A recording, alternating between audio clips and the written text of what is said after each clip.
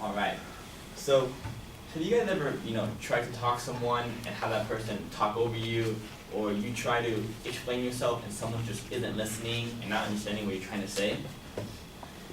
Ambrose Bierce once said, "A bore is a person who talks when you want him to listen." And I think this quote means that it's important to listen, to know when to listen, and to know when to speak. And I've seen this apply in my own life in different times.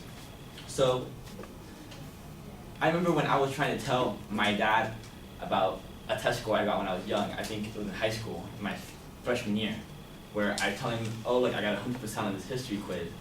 And he wanted to know, oh, what was the question, what were this? And I wanted to explain to him my own feelings, where I wanted him to listen to my achievements versus him asking me about, oh, the test and the teacher, where I wanted to be the one to explain the things and not have him ask me. And then you've been on the other side of this, where my girlfriend will talk to me about something and I will, on accident, not thinking about it, I'll shut her down, or I'll just, not really pay attention when I should be paying attention. I should be listening, and I should be able to recognize when it's my turn to talk and when it's my turn to listen. And I think this is a very important skill that people, have to master and have to understand, where if you're talking over someone who needs to talk, then you're basically quieting that person, And I think this is important for people to understand in life. And yeah, so thank you.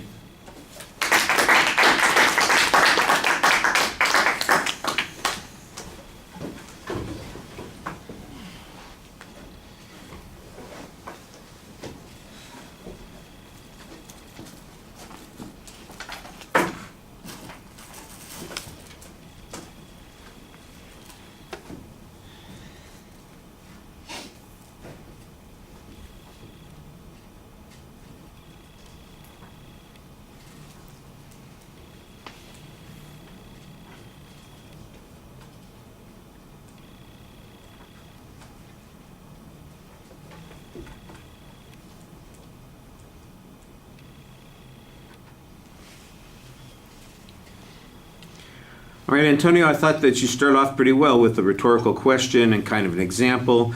You related to the topic. You give us a point of view on the topic, so you got a very clear statement of what your purpose is going to be. There's not really an organizational structure. If I was going to look back at it, it looks like you've got an example that you're going to use with your father and one that you're going to use with your girlfriend.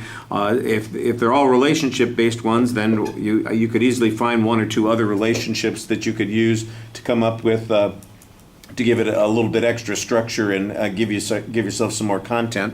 I thought that you did pretty good on that first example, providing a little bit of detail about how your father was asking about all the questions about what's on the test, and you really wanted to just talk about how you felt about it, how great it was to get such a good grade on the assignment, and that you didn't care that much about the questions, and he was missing the whole point of your enthusiasm talking about that kind of thing. The second point, you don't really have any example or detail. It's just kind of this abstract concept about, you're talking and you say, I've done this myself to my girlfriend, and I'm going, okay, so what was it she was trying to say that you were stepping over, and how did you end up doing that? Tell us the story about what happened. And by the way, I'm still wondering, did she get pissed about it, or did did it all work out? She was at first, but but like I said, you make it a story and you make it interesting. You're going to have more content doing that.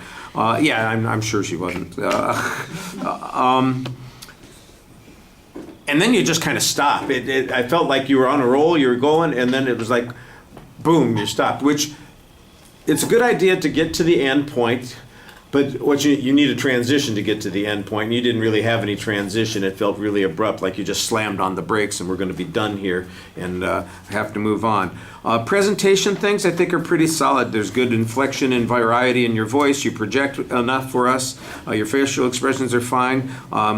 The eye contact is generally good. You do have a tendency to kind of trade off the hands with the topic. That's one of those things people might want to do, is get the topic out of your hand while you're speaking, because if you got it in your hand, you're waving it, and then if you don't want it to be waving it while you're doing an indication, that sort of thing, you trade it off. And I could see You know, it's like I'm passing it off to myself over and over again. Stick it in your back pocket. You've already said it. You don't need it again. I don't think you ever refer to it again during the presentation, so why do you have to keep it in your hands? You don't need to do that. Get rid of it. That would be the best. All right, since